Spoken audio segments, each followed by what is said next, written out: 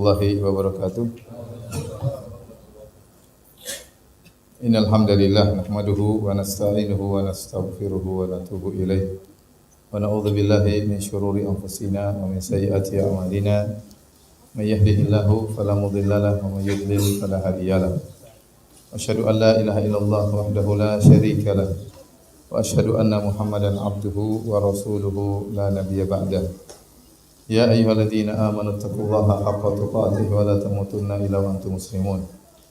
Ya ayyuhan nasu taqu rabbakumul ladzi khalaqakum min nafsin wahidah wa khalaqa minha zawjaha wa batha minhuma rijalan katsiran wa nisaa'a. Wattaqullaha alladzi tasaaluna bihi wal arham innallaha kana 'alaykum raqiba. Ya ayyuhalladzina amanu taqullaha wa qulu qawlan sadida yuslih lakum a'malakum wa yaghfir lakum dhunubakum.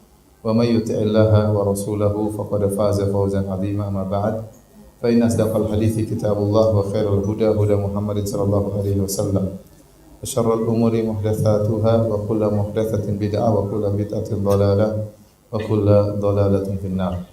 Hadirin dan hadirat yang dirahmati oleh Allah Subhanahu wa taala, alhamdulillah puji dan syukur kita panjatkan kepada Allah atas segala limpahan karunia yang terus-menerus Allah curahkan kepada kita. Salawat dan salam semoga tersambungkan selalu kepada junjungan kita Nabi Muhammad sallallahu alaihi wasallam dan juga kepada keluarganya serta seluruh sahabat beliau tanpa terkecuali. Pada kesempatan yang berbahagia ini kita akan membahas topik tentang bagaimana menyambut bulan Ramadan. Ya, sungguh tidak terasa ya. Waktu berjalan begitu cepat. Ternyata sebentar lagi mudah-mudahan kita bertemu dengan bulan Ramadan. Sekarang kita sudah di bulan Sya'ban. Sepertinya baru beberapa waktu yang lalu kita melepaskan bulan Ramadan. Sekarang sudah menjelang di pintu bulan Ramadan. Dan ini menunjukkan bahwasanya waktu berjalan begitu cepat. Tatkala kita tahu waktu berjalan begitu cepat, bulan berganti begitu cepat, ya. Ini juga menunjukkan umur kita juga begitu cepat. Umur kita juga begitu cepat. Dan nanti tatkala kita masuk bulan Ramadan juga nanti tidak terasa tahu-tahu sudah 30 hari. Karenanya Allah Subhanahu wa taala tatkala menyebutkan tentang bulan Ramadan, Allah berfirman, ayyaman ma'dudat. Hari-hari yang terbilang, itu sebentar, tidak lama. Tidak lama. Oleh karenanya menyambut hari-hari yang tidak lama ini yang akan berjalan begitu cepat pula, maka kita harus benar-benar mempersiapkan diri kita agar kita tidak menjadikan Ramadan hanyalah rutinitas tahunan yang kita kerjakan, tetapi kita benar-benar ya, menyambut, benar-benar bersiap-siap untuk bisa beribadah di bulan tersebut. Tentunya Allah membedakan dan Allah Maha tahu siapa yang menjalani Ramadan hanya sekedar rutinitas tahunan dan siapa yang benar-benar bersiap-siap menyambut, menunggu-nunggu, menanti, tentu akan berbeda ya antara yang satu dengan yang lainnya. Antara yang hanya menjalani rutinitas tahunan dengan yang benar-benar mempersiapkan diri bertemu dengan bulan Ramadan. Hadirin hadirat yang dirahmati oleh Allah Subhanahu wa taala, Allah berfirman dalam Al-Qur'an, "Wa rabbuka yakhluqu ma yasha'u wa yakhtar." Dan Rabb engkaulah yang menciptakan yang Dia kehendaki dan memilih yang Dia kehendaki. Allah menciptakan apa saja yang Dia kehendaki dan Allah memilih apa saja yang Dia kehendaki. Di antaranya Allah memilih sebagian makhluknya lebih baik daripada yang lainnya. Allah menjadikan sebagian tempat lebih mulia dari tempat yang lainnya. Maka Allah menjadikan Mekah adalah tempat yang termulia. Kemudian di antaranya kota suci yang lain, kota Madinah. Ya, Allah menjadikan sebagian masjid lebih mulia daripada masjid yang lainnya. Allah menjadikan Masjid Haram, Masjid Nabawi, Masjid Aqsa lebih mulia daripada masjid-masjid yang lainnya. Allah menjadikan ya, sebagian orang lebih baik daripada sebagian yang lainnya. Maka Allah memilih para anbiya lebih mulia daripada manusia-manusia yang biasa. Dan di antara para nabi juga Allah khususkan sebagian mereka lebih afdal daripada nabi-nabi yang lainnya. Allah pilih ulul azmi di antara mereka. Dan di antara ulul azmi Allah menjadikan Nabi Muhammad sallallahu alaihi wasallam sebagai manusia yang termulia. Demikian juga Allah memilih waktu-waktu yang mulia sesuai dengan hikmah dan kehendak Allah Subhanahu wa taala. Ya, maka Allah memilih ya bulan Ramadan adalah sayyidus syuhur, bulan yang termulia di antara bulan-bulan yang lainnya. Sebagaimana Allah memilih Lailatul Qadar sebagai malam yang terbaik dari seluruh malam sepanjang tahun. Maka tatkala kita tahu bahwasanya Allah memilih bulan Ramadan menjadi bulan yang termulia, maka siapkanlah diri kita untuk banyak mengambil berkah dari bulan tersebut. Allah kondisikan bulan tersebut, ya. Allah kondisikan. Ya, di antaranya pada bulan tersebut futtihat abwabul jannah, sebagaimana sabda Nabi SAW. Dibukakanlah pintu-pintu surga. Wa ghulliqat abwabun niran, dan ditutup pintu-pintu neraka. Wa sufidatis syayatin, dan jin-jin dibelenggu oleh Allah Subhanahu wa taala. Dibukakan pintu-pintu rahmat, ini pertanda bahwasanya ya pintu-pintu surga dibuka, pertanda rahmat Allah yang tercurahkan begitu banyak. Kasih sayang Allah akan mengalir begitu banyak. Ampunan Allah begitu mudah. Kenapa? Karena pintu-pintu surga dibuka dan pintu-pintu neraka ditutup.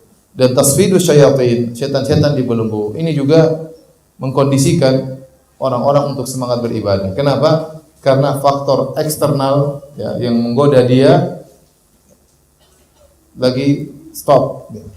Tinggal faktor internalnya, karena manusia digoda dari dua faktor, faktor eksternal dan faktor internal. Eksternal adalah syaitan dari kalangan jin ya, dan juga ada setan-setan manusia, itu tetap saja tidak libur ya. Kalau setan jin lagi diliburkan ya. Dan faktor eksternal ya, syahwat, hawa nafsu ya, yang menyuruh kepada keburukan, an-nafsu al-ammarah bisu, jiwa yang menyuruh kepada keburukan. Maka dengan dibelenggunya setan-setan ini sudah ya mengurangi godaan begitu besar. Karena godaan terberat adalah godaan dari syaitan. Kemudian selain itu ada suara yang memanggil.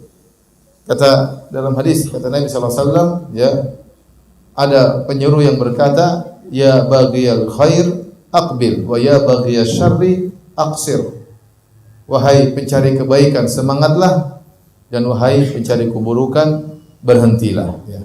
Ada suara yang menyuruh dalam hati-hati manusia untuk semangat beribadah dan untuk berhenti dari kemaksiatan. Maka setiap orang mendapati hal ini dalam dirinya. Bahwasanya di bulan Ramadan ya mungkin dia bermaksiat, tapi semangat dia bermaksiat tidak sebagaimana tatkala di luar bulan Ramadan. Di bulan Ramadan dia merasakan bahwasanya semangat dia beribadah lebih daripada di luar bulan Ramadan. Kenapa? Karena Allah telah mengkondisikan bulan tersebut. Setelah itu, setelah dikondisikan bulan Ramadan, Allah juga menjanjikan pahala yang luar biasa. Ampunan dari Allah Subhanahu wa taala. Kata Nabi sallallahu alaihi wasallam, "Man shoma Ramadhana imanan wa ihtisaban, ghufira lahu ma taqaddama min dzambi." Barang siapa yang berpuasa di bulan Ramadan dengan penuh keimanan dan penuh pengharapan, ya, bukan cuma beriman dengan wajibnya bulan Ramadan, tapi ada ihtisaban, dia penuh berharap. Ya, ghufira lahu ma taqaddama min dzambi, akan diampuni dosa-dosanya yang telah lalu. Kemudian kata Nabi sallallahu alaihi wasallam, "Man qama ya Ramadhana imanan wa ihtisaban, ghufira lahu ma taqaddama min dzambi." Barang siapa yang salat malam, salat tarawih di masjid, atau dia salat malam sendiri, tidak salat malam bersama jamaah, dia salat malam sendiri mungkin di rumahnya, maka dengan penuh keimanan dan penuh pengharapan, ghufira lahu ma taqaddama min dzambi, akan diampuni dosa-dosa yang telah lalu. Wa man qama lailatul qadri, barang siapa yang menghidupkan Lailatul Qadar dengan ibadah, dengan tilawah, ya, dengan berdoa kepada Allah, ya, ghufira lahu ma taqaddama min dzambi, maka akan diampuni dosa-dosanya yang telah lalu. Kemudian juga ya, dalam hadis Rasulullah SAW jelaskan bahwasanya ya, walillahi utaqa'u minan niran wa dzalika kulla lailah. Kata Nabi SAW, setiap malam di bulan Ramadan Allah mencatat hamba-hambanya yang dibebaskan dari neraka jahanam. Allah catat bahwasanya si fulan ditakdirkan untuk terbebaskan dari neraka jahanam. Kata Nabi, wa dzalika kullal laila, dan itu berlaku setiap malam. Maka seorang berusaha sejak malam pertama, mudah-mudahan dia langsung dicatat sebagai orang yang terbebaskan dari neraka jahanam. Sehingga malam berikutnya kemudian dia dicatat agar semakin tinggi derajatnya di surga kelak. Ya. Oleh karenanya hadis yang masyhur yang mengatakan bahwasanya bulan Ramadan terbagi menjadi 3, ya, awaluhu yang pertamanya adalah apa? Rahmat, wa awsatuhu, tengahnya adalah maghfirah, ampunan dari Allah, dan yang akhirnya adalah itqun minan nar, dibebaskan dari neraka jahanam. Ini hadis yang dhaif. Hadis yang dhaif secara sanad dan secara matan juga mungkar. Mungkar kenapa? Karena bertentangan hadis-hadis yang sahih. Ya. Karena pembebasan dari neraka jahanam berlaku sejak malam pertama. Karena kalau kita mengambil zahir hadis ini, hadis yang dhaif ini, seakan-akan kalau ingin dibebaskan dari neraka jahanam serius di sepertiga terakhir Ramadan, 10 malam terakhir. Kalau 10 malam pertama baru rahmat, 10 malam kedua baru apa? Ampunan. 10 malam ketiga baru dibebaskan dari neraka jahanam. Padahal kalau orang sudah diampuni oleh Allah ya bebas dari neraka jahanam. Maka di situ secara sanad dhaif dan secara matan adalah mungkar. Yang benar janji untuk membebaskan, diterbebaskan dari neraka jahanam, kata Nabi SAW, wa dzalika kulla lailah, itu berlaku setiap malam. Ya. Subhanallah, apalagi yang kurang. Ya. Ramadan kesempatan untuk diampuni dosa-dosa oleh Allah Subhanahu wa taala. Ya. Karenanya para hadirin dan hadirat yang dirahmati Allah Subhanahu wa taala, setelah Allah mengkondisikan bulan Ramadan seperti ini, ya, pahala dilipat gandakan, ampunan diobral oleh Allah Subhanahu wa taala, surga diobral oleh Allah Subhanahu wa taala. Kemudian seorang tidak dapat ampunan dari Allah Subhanahu wa taala, maka ini orang yang celaka. Makanya Nabi SAW pernah naik di atas mimbar, kemudian diaminkan oleh malaikat Jibril.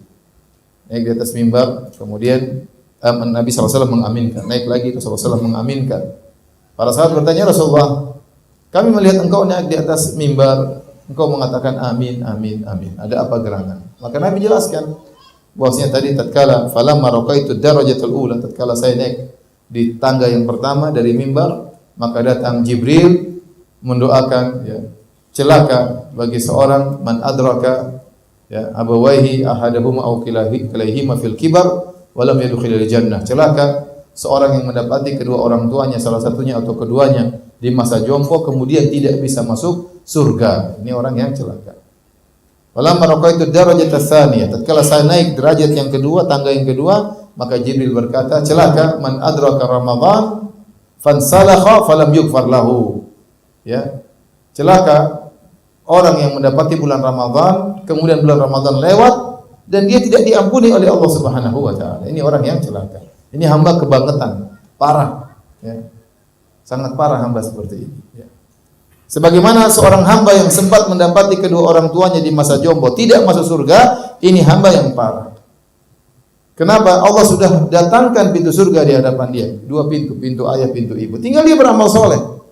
Tinggal dia berbakti kepada orang tuanya, dia masuk surga dengan begitu mudahnya.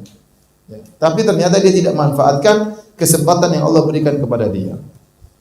Orang tuanya di masa jompo tidak dia pedulikan, dia tidak berbakti, sehingga ya kesempatan untuk beramal soleh yang sangat besar dia sia-siakan. Maka celaka orang seperti ini. Sama halnya seperti orang ketemu bulan Ramadan.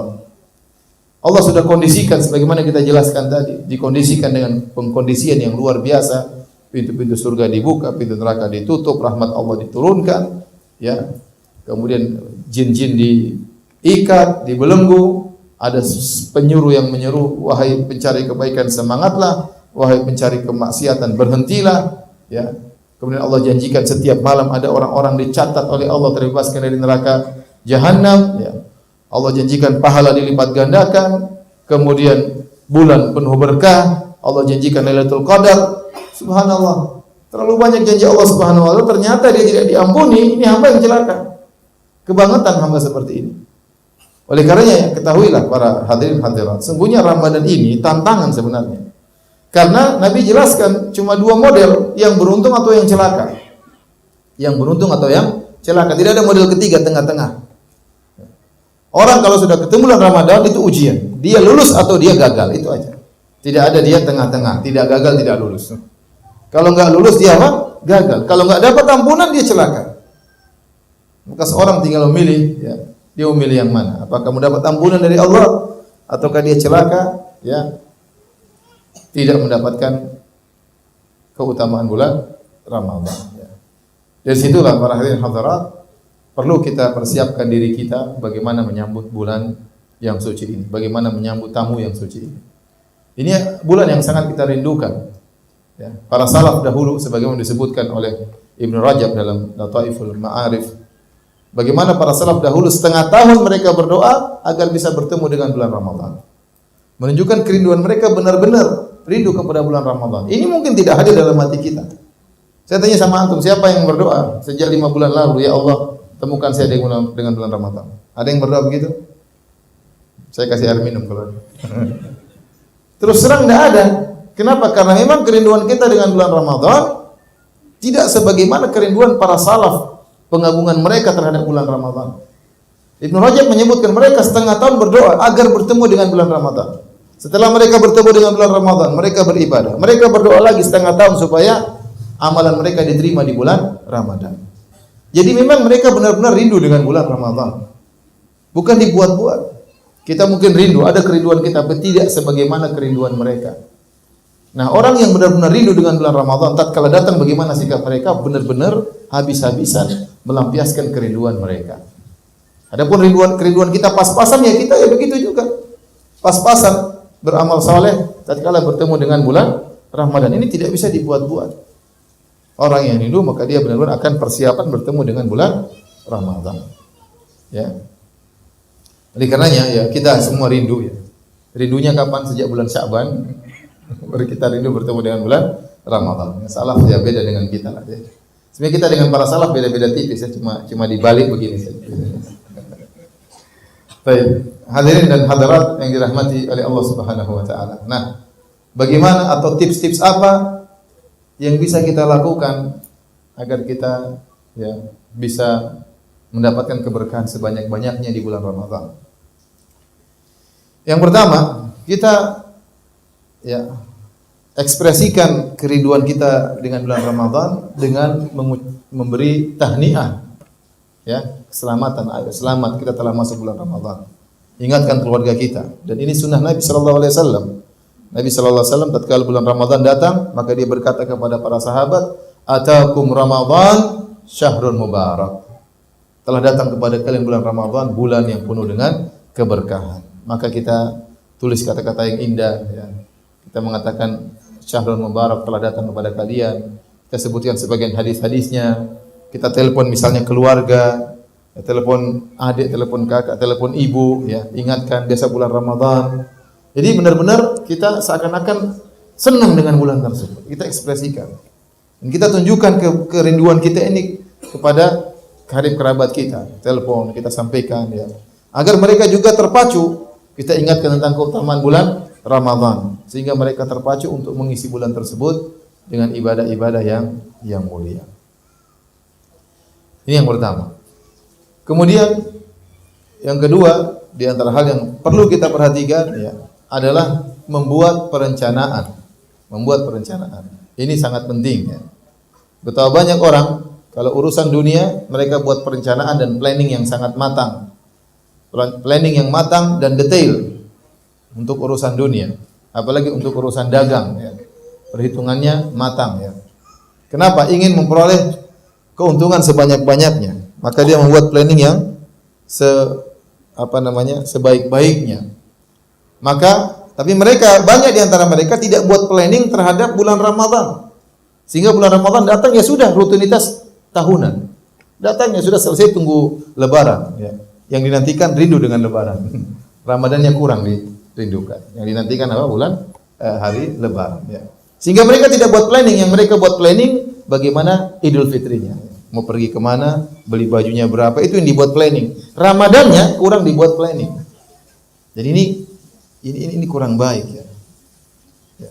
Kalau kita buat planning, kita akan lebih terkontrol dalam beribadah. Sehingga kita benar-benar meraih pahala yang sebanyak-banyaknya. Tadi saya sudah sebutkan di awal pengajian, Allah menamakan bulan Ramadan ayaman ma'dudat. Ya ayyuhalladzina amanu kutiba alaikumus syamu kama kutiba alal ladzina min qablikum la'allakum tattaqun ayaman ma'dudat. Wahai orang yang beriman, diwajibkan atas kalian berpuasa di bulan Ramadan sebagaimana diwajibkan atas umat-umat sebelum kalian, la'allakum tattaqun, agar kalian bertakwa. Puasa ini bukan cuma syariat umat Islam, syariat umat terdahulu juga ada puasanya. Sampai sekarang sebagian orang Nasrani juga masih ada yang berpuasa. Nabi Musa dahulu berpuasa, mau bertemu dengan Allah dia berpuasa. Tatkala diselamatkan dari kejaran Firaun, kata Nabi, "Fasamahu Musa syukran lillah." Nabi Musa berpuasa setiap tanggal 10 Muharram, karena pada tanggal 10 Muharram dia diselamatkan oleh Allah dari kejaran Fir'aun. Fir'aun ditenggelamkan oleh Allah Subhanahu wa taala. Jadi puasa bukan hal yang baru bagi umat Islam, tapi sudah ada umat-umat terdahulu, para anbiya dahulu mereka juga berpuasa, para nabi dahulu dan umatnya mereka juga berpuasa, meskipun mungkin sistemnya tidak seperti umat Islam, tapi mereka juga mengenal syariat puasa. Dan tatkala Allah menyebutkan bahwasanya ya ayyuhalladzina amanu kutiba alaikumusyamu kama kutiba alladzina min qablikum, wahai orang yang beriman, diwajibkan kalian berpuasa sebagaimana diwajibkan atas umat-umat sebelum kalian, seakan-akan Allah memacu kita, ya. Berpuasalah kalian dengan sebaik-baiknya la'allakum tattaqun, agar kalian bertakwa. Umat-umat terdahulu meraih ketakwaan dengan puasa, kalian juga.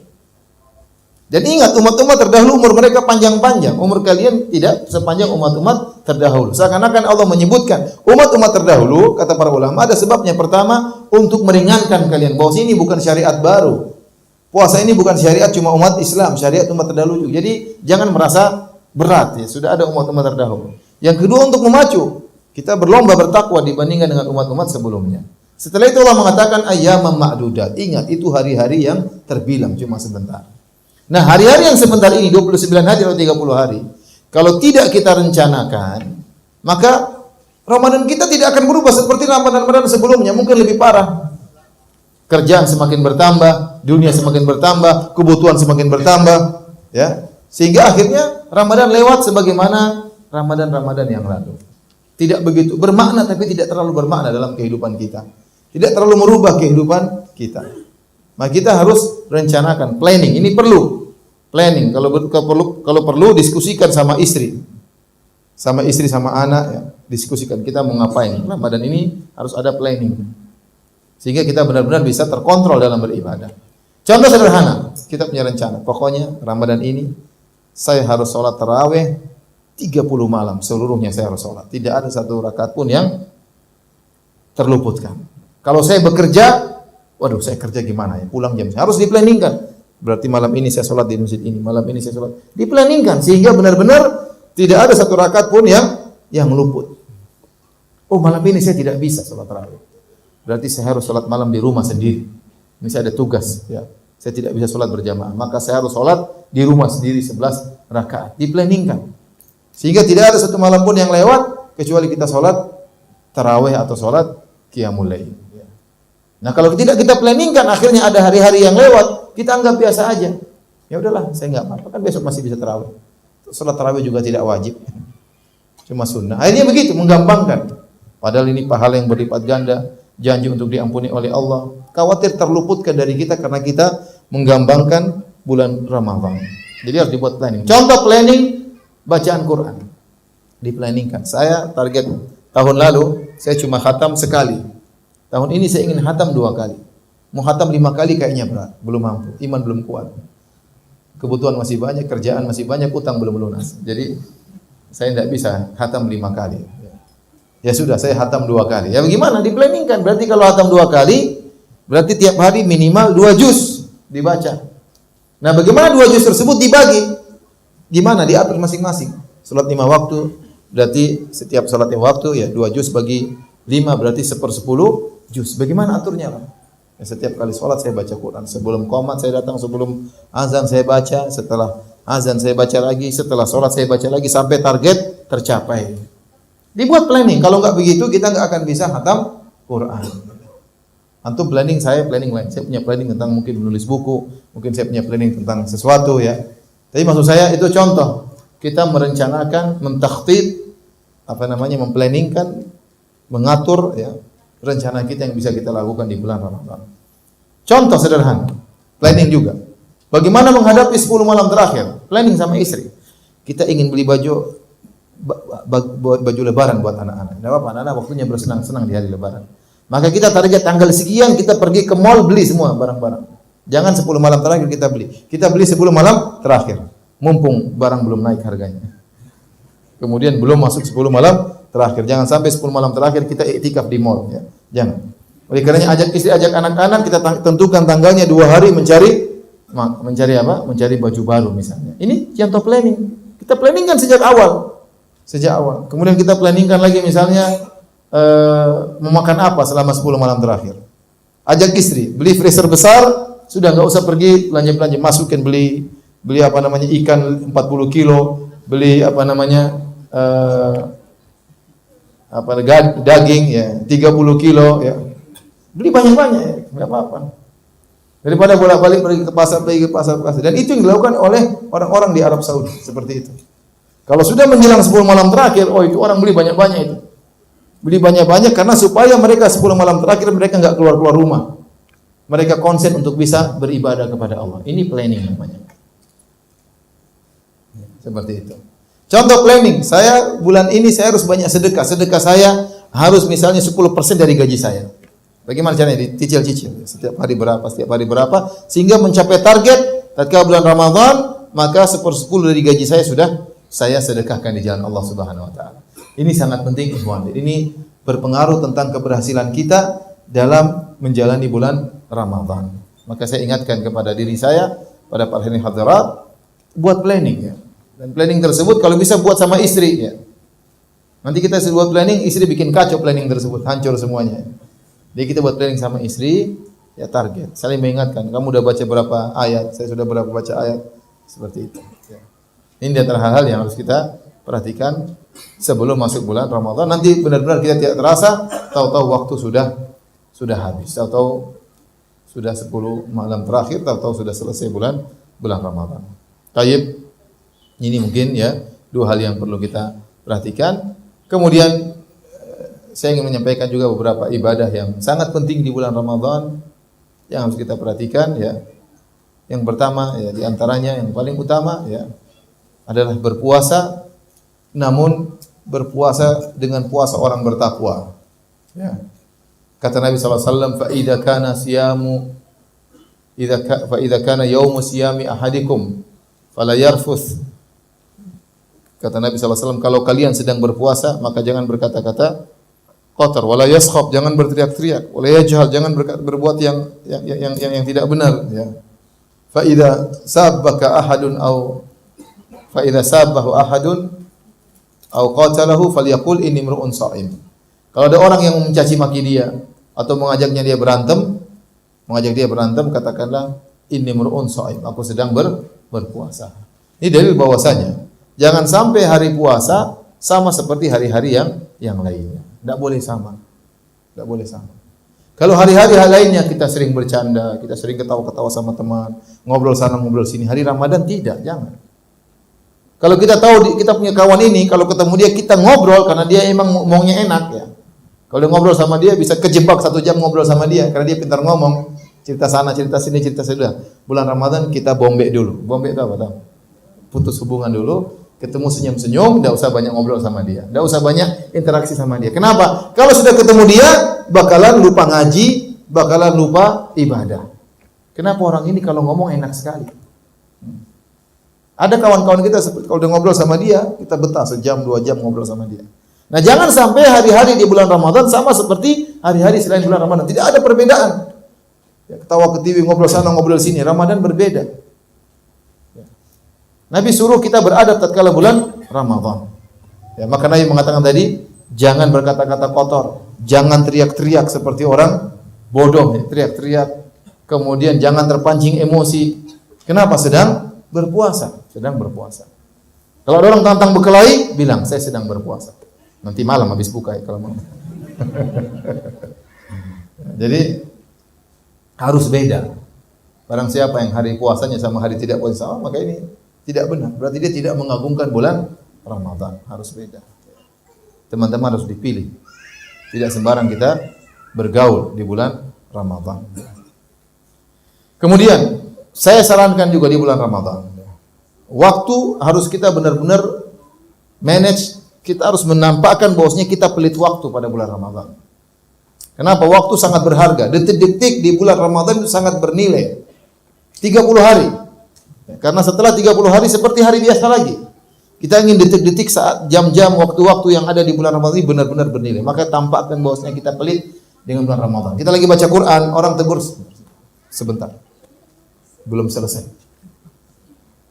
Ya, saya kadang-kadang lagi habis sholat, Ustaz bertanya, lagi zikir ditanya sebentar. Orang lagi zikir langsung ditanya-tanya. Jangan, sabar. Kita pelit waktu, tunjukkan sama orang kita pelit waktu. Ya. Baca Quran belum selesai, maaf belum selesai. Mas, sayang, sebentar belum selesai. Sebentar ya. Mas, sebentar. Ada anak kita, sebentar nah, Abi belum selesai. Sebentar ya. Baca terus. Jadi tunjukkan kita target ini harus dicapai. Kalau bos ya udah ya bos. Gimana lagi? Qadarullah ya, darurat ya. Tapi kalau anak, istri, kawan, sebentar bilang aja. Kalau bos perintah ya sudahlah, nanti kita qadha nanti malam atau kapan kita, kalau belum selesai kita tunda. Tapi kalau anak, istri, kawan, kita bilang belum selesai. Tunjukkan bahwasanya kita pelit dengan waktu sehingga mereka tahu kita sedang serius. Sehingga anak-anak tahu, oh bapak kalau bulan Ramadan jadi bapak soleh. Jadi tunjukkan bahwasanya kita pelit dengan waktu karena waktu kita habis ya, ikhwan. Apalagi teman-teman yang kerja dari Bekasi kemudian berangkat kerja di Jakarta, subhanallah, waktu di jalan macam-macam, melihat macam-macam di jalan. Kemudian di jalan baca Quran kadang-kadang enggak enak, akhirnya lihat berita-berita sana, berita sini, aduh. Sampai di kantor kerja full, pulang habis waktu, kapan mau target satu hari 2 juz? Ya, kapan mau target satu hari satu juz? Enggak capek target. Nah, kalau ada waktu kita ngobrol sana ngobrol sini ya, terus kapan mau capai target? Jadi benar-benar kita tunjukkan kita ini pelit waktu di bulan Ramadan sehingga Ramadan kita bernilai. Kemudian para hadirin hadirat yang dirahmati oleh Allah Subhanahu wa taala, ya. Di antara ibadah, di antara perkara yang sangat penting, ya. Ini penting sekarang apalagi di bulan Ramadan, tinggalkan hal-hal yang tidak bermanfaat, ya. Kurangi dengar-dengar berita. Kurangi nonton berita-berita. Berita di tanah air kita ini tidak habis-habis ya. Kalau dulu dibilang Baghdad itu 1001 kisah, saya bilang Jakarta juga 1001 apa? Kisah. Mungkin 2001 kisah ya. Banyak sekali kisah ini. Kisah ini. Dari kisah Bapak Presiden sampai kisah mungkin tukang becak sampai kisah tukang sayur semuanya ada kisahnya. Berita enggak habis-habis. Ya, berita ini. Benar berita-berita tersebut ada manfaatnya benar, tetapi ingat kita di bulan Ramadan. Ada manfaat yang lebih besar yang kita harapkan. Belum lagi kalau ternyata berita-berita tersebut ternyata hanya menimbulkan kebencian, menimbulkan permusuhan, menimbulkan suudzon. Belum tentu benar-benar berita tersebut ternyata benar, ternyata banyaknya hoax. Ternyata berita-berita tersebut ternyata sudah disetting. Banyak masalah. Saya pernah ngisi di salah satu stasiun atau salah satu sumber berita tentang bulan Ramadan. Kemudian di bulan Ramadan. Dan saya sampaikan bahwasanya orang yang berdusta di bulan Ramadan puasanya tidak diterima oleh Allah Subhanahu wa taala. Kemudian akhirnya ada salah seorang bertanya di antara kru-kru itu bertanya, "Ustaz, saya mau tanya Ustaz. Ada apa? Ustaz, kita ini dipaksa buat berita bohong Ustaz untuk kita sebarin. Yang puasanya tidak diterima kita atau manajer?" Saya bilang seluruhnya tidak diterima. Karena Anda sepakat untuk membuat berita dan dia ngaku sendiri. Saya ngisi di stasiun mereka dan mereka ngaku ini memang kita disuruh oleh bos untuk bikin berita bohong. Nah, terus yang nonton antum dibohongin ya. Oleh karena saya katakan, bukannya saya melarang kita mengikuti perkembangan ya, dinamika kehidupan. Enggak, kita perlu juga tahu. Tapi ini bulan Ramadan kurangi. Ada hal-hal yang tidak perlu kita nonton.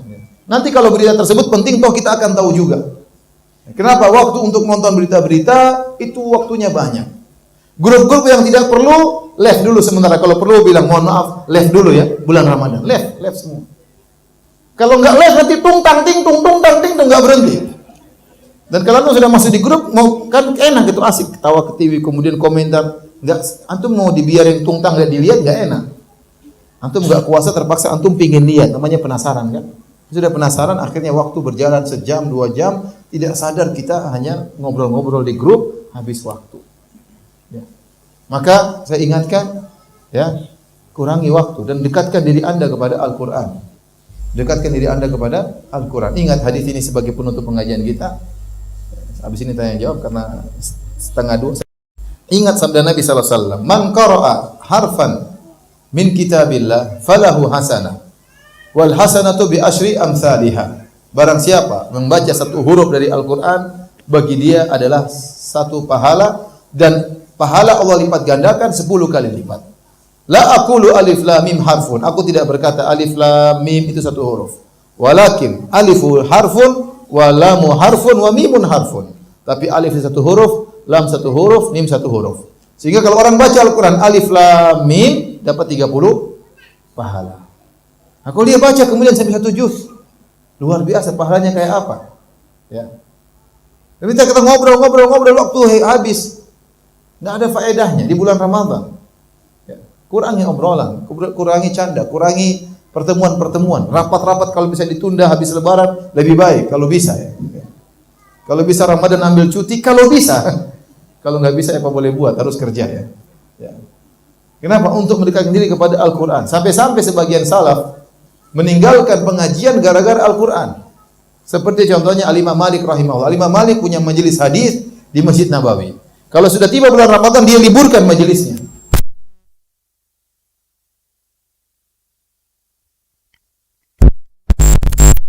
Makanya dinamakan bulan Ramadan adalah Syahrul Quran, bulan Al-Quran. Syahrul Ramadan alladzi unzila fihi Al-Quran.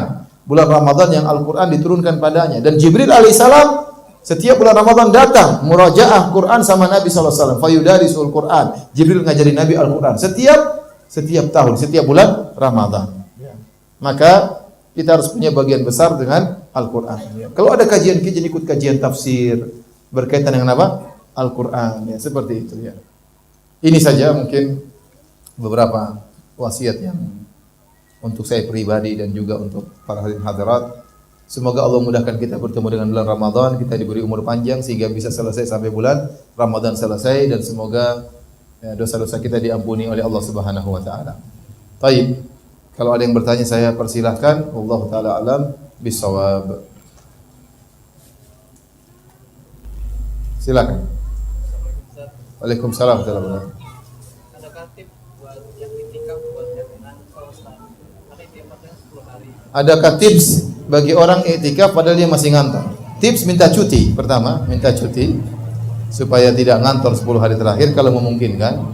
Kalau memungkinkan minta apa? Minta cuti.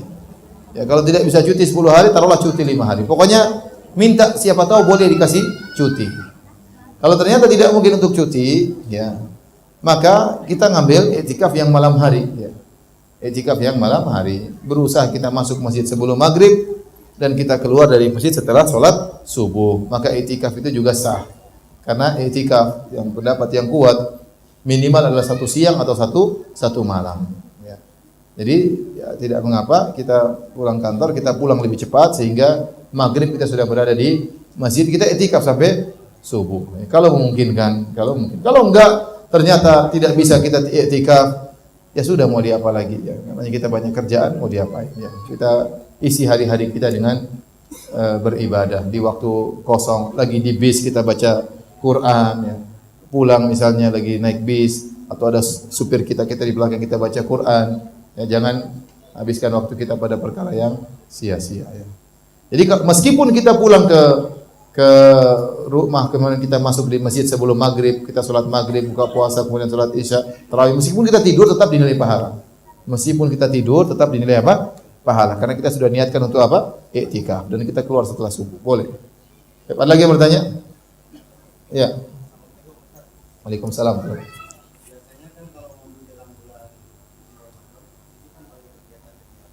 Ya. Iuran dan sumbangan.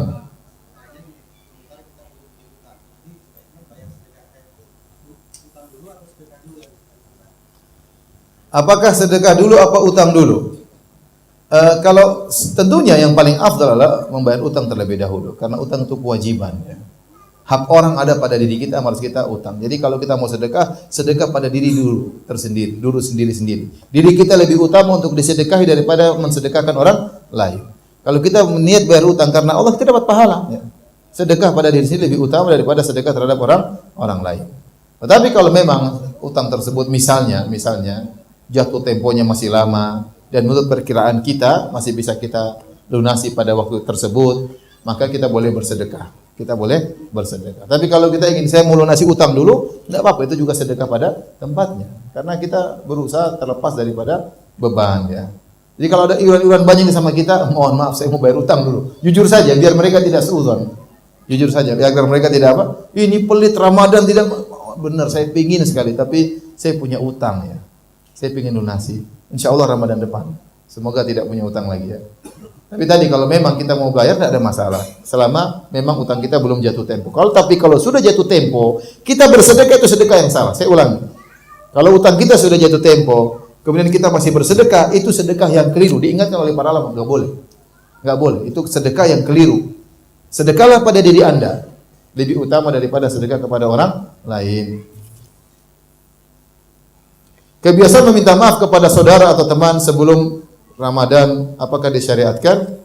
Saya rasa tidak ya. Tidak ada waktu khusus bahwasanya disyariatkan untuk meminta maaf tatkala bulan Ramadan.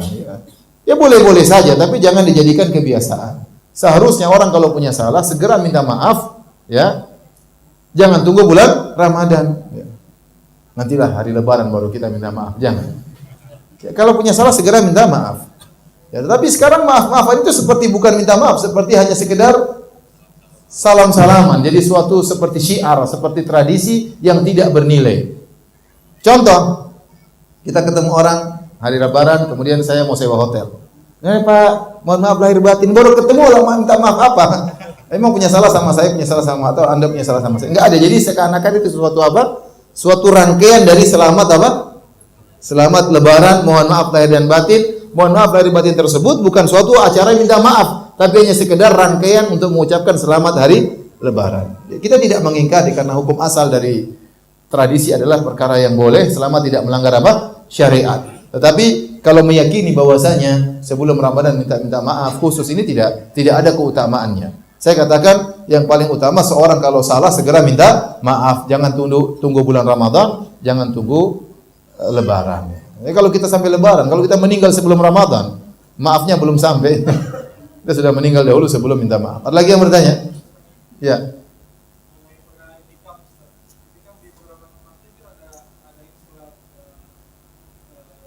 Qiyamul Lail, ya.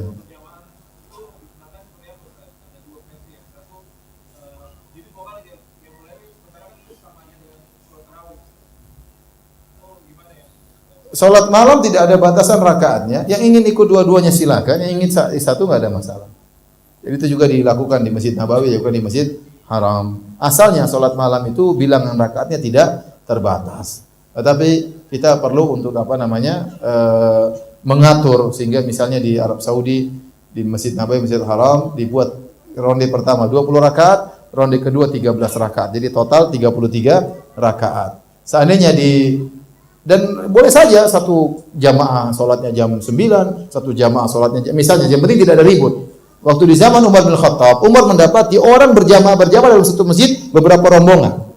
Kenapa Umar akhirnya mengumpulkan mereka? Karena Umar waktu pertama lihat mereka, Umar dapati ada yang salat 3 orang, ada yang salat 10 orang. Mereka berjamaah dalam satu waktu, berimam-imam, paham? Sehingga Umar akhirnya membuat satu grup rame-rame. Nah, kalau satu waktu saja berjamaah tidak dilarang oleh Umar, apalagi waktunya berbeda. Contoh misalnya, salat tarawih orang kampung salatnya jam ba'da isya langsung sampai jam 9. Rupanya ada orang yang dari kantor, aduh kita pingin tarawih sendiri, tidak apa, bikin salat tarawih jam 11 malam misalnya. Karena mereka selalu pulang sampai di rumah sudah selesai tarawih ronde pertama. Ya mereka bikin, enggak ada masalah, yang penting jangan ribut. Yang penting jangan ribut, saling memahami. Paham? Saya ulangi. Asalnya Umar bertemu dengan kelompok-kelompok dalam satu masjid dalam satu waktu, mereka salat tarawih berjamaah. Karena dulu nggak pakai mikrofon, jadi 3 orang, ada yang 5 orang, ada yang 7 orang, ada yang 10 orang. Umar tidak melarang, tapi Umar punya ide bagaimana kalau semuanya dikumpulkan. Tapi hukum asalnya tidak dilarang. Maka demikian pula, apalagi kalau jamaahnya waktunya berbeda. Maka kalau misalnya 10 hari terakhir dibuat jamaah pertama 20 rakaat, jamaah kedua 11 rakaat, terserah dia mau ikut dua-dua boleh, dia mau ikut yang terakhir juga boleh, ikut yang pertama saja juga boleh. Yang penting dikoordinasi, jangan sampai ada keributan. Ya, nah, baik. Ada lagi yang bertanya? Ya silakan. Waalaikumsalam.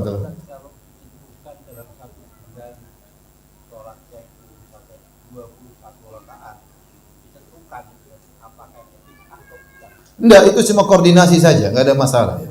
Dan ini sama di Arab Saudi juga demikian, setiap malam 23 rakaat. Sudah ditentukan supaya masyarakat terbiasa, ya. Apalagi ada riwayat dari Umar bin Khattab, ya bahwasanya Umar mengumpulkan di zaman Umar salat 23 rakaat. Riwayat itu diperselisihkan tentang konsesihannya. Sebagian ulama mendhaifkan dan banyak ulama yang mensahihkan ya.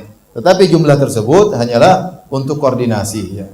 Ya. Adapun Nabi tidak pernah membuat 20 rakaat, tapi itu dibuat ide oleh Umar bin Khattab radhiyallahu taala anhu berdasarkan sebagian riwayat. Intinya kalau sepakat 13 rakaat oke, silakan. Yang sepakat 23 rakaat silakan. 21 rakaat boleh. Ini sekedar untuk apa? Koordinasi. Karena kalau malam ini 13, malam berikutnya 20, masyarakat bingung.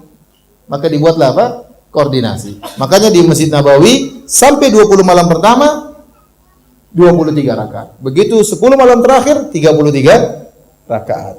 Koordinasi saja, enggak ada masalah. Sama dahulu di Masjid Nabawi setiap malam 1 juz. Kemudian Qiyamul Lail yang 13 rakaat 3 juz. Awalnya 3 juz. Sekarang berubah karena mungkin sekarang jadi 1/4 juz di Madinah. 13 rakaat 1/4 juz. Kemudian 20 rakaat 1 juz. Jadi 10 malam terakhir setiap malam mereka sholat sekitar 2/4 juz. Ya, seperti itu. Koordinasi enggak ada masalah. Baik, demikian saja ya. Terakhir. Misalkan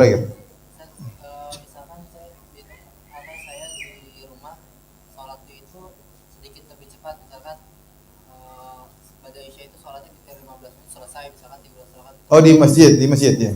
Terus Lebih baiknya kita mengikuti itu atau misalkan kita ikuti 2 rakaat atau pulang sholat di rumah.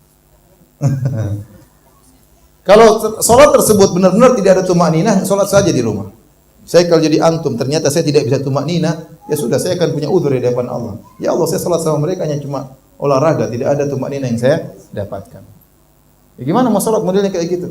Tapi kalau sholatnya meskipun cuma 20 menit, tapi tumakninah kita dapat, maka usahakan sholat sama mereka. Karena barang siapa yang sholat sama imam sampai selesai, dicatat sholat semalam suntuk. Nanti kalau kita ingin tambah di rumah, nggak ada masalah. Tapi kalau benar-benar sholatnya cepat, ada imam bagus, kenapa? Al-Fatihahnya 1 nafas, mantap. Wah, itu paling ramai orang-orang di situ. Nah ini yang mending nggak usah ngapain, hanya buang-buang waktu, capek seperti itu. Lalu kita lihat itu ada video sholat 21 rakaat 7 menit. Subhanallah. Allah, apa yang dia baca? Tidak sah sholat seperti tidak ada tumanina, tidak sah. Ya. Ngapain kita ikut sholat yang sholatnya tidak sah? Tapi demikian saja. Wabillahi taufiq wal hidayah. Assalamualaikum warahmatullahi wabarakatuh.